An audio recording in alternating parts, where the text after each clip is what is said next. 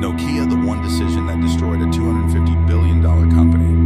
Imagine being on top of the world with a $250 billion empire in your hands and then losing it all because of one single decision. This is the story of Nokia, the company that dominated mobile phones and the choice that destroyed it.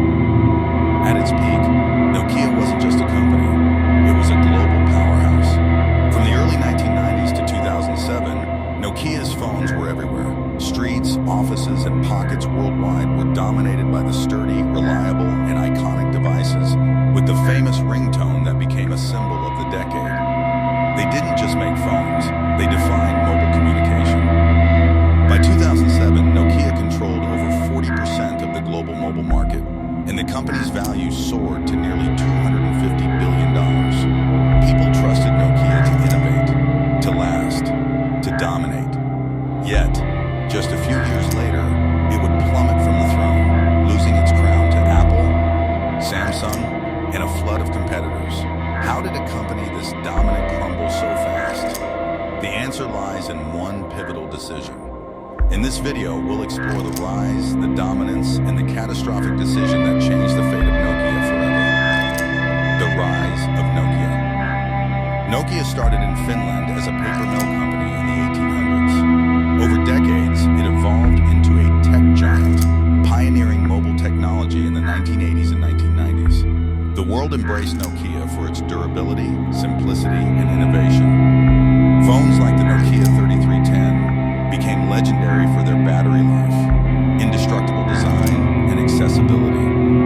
Consumers didn't just buy Nokia, they trusted it, believing it would always be ahead of the curve. During this time, Nokia's success wasn't just luck. The company invested heavily in research, manufacturing, and design, creating a network of supply chains that allowed it to dominate global markets. By the early 2000s, Nokia's brand was synonymous with mobile phones. It seemed untouchable. But in the fast-paced world of technology, complacency can be deadly. The smartphone revolution. Then came the smartphone revolution. In 2007, Apple introduced the iPhone, a sleek touchscreen device that would redefine the mobile experience. Suddenly, Nokia's key strengths, durable hardware, long battery life, and physical keypads were becoming irrelevant. Instead of embracing the shift toward touchscreen interfaces and app ecosystems, Nokia hesitated. They continued producing feature phones and resisted fully committing to modern operating systems. Meanwhile, Apple and Android-based phones began to capture the imagination and wallets of consumers. The writing was on the wall. A $250 billion company was at risk of losing relevance, and the decisions made in these early years would determine Nokia's fate. The decision that changed everything. Here's where the story turns tragic.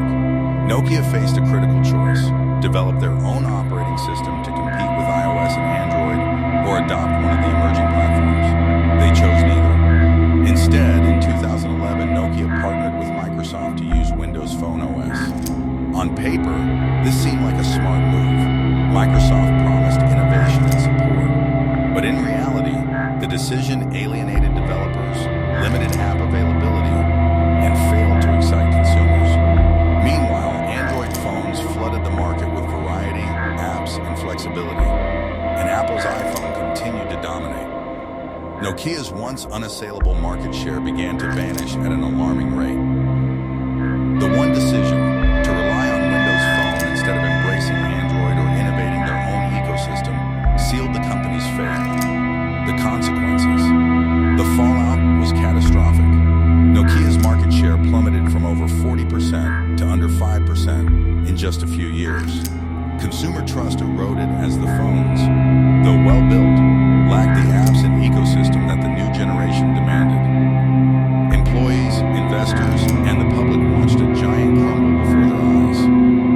By 2014, Microsoft acquired Nokia's mobile phone division for $7.2 billion, a fraction of its former valuation. The brand that once ruled mobile technology had become a cautionary tale about timing, innovation, and decision-making. Even today, Nokia survives in telecommunications infrastructure and network technology. But its dominance in mobile phones, a $250 billion empire, was gone forever. Lessons from Nokia's fall. Nokia's story isn't just about failure.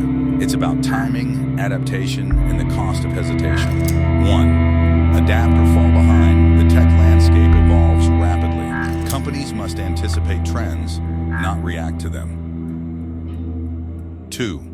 One decision can change everything. The Microsoft partnership was supposed to save Nokia, but it accelerated the decline. 3. Consumer perception matters. Consumers weren't just buying hardware. They wanted an ecosystem, apps, and an experience. 4. Innovation cannot wait. Nokia rested on its laurels, confident in its dominance, while competitors redefined the rules. This story serves as a warning to companies, and even individuals. Complacency can destroy empires faster than external competition. Cultural impact and legacy. Despite its collapse, Nokia remains an icon. The Nokia 3310, resurrected in 2017 as a nostalgia-driven reboot, became a symbol of durability, simplicity, and a bygone era. Tech enthusiasts still debate, what if Nokia had embraced Android in 2009? Could it have kept its crown? Could the company have survived the smartphone revolution? These what-ifs highlight the fine line between dominance and obsolescence. Today, Nokia's story is studied in business schools worldwide, not just for its successes, but for how a single decision can ripple across decades, changing the course of a $250 billion empire. So, what do you think? Was Nokia doomed the moment Apple introduced the iPhone?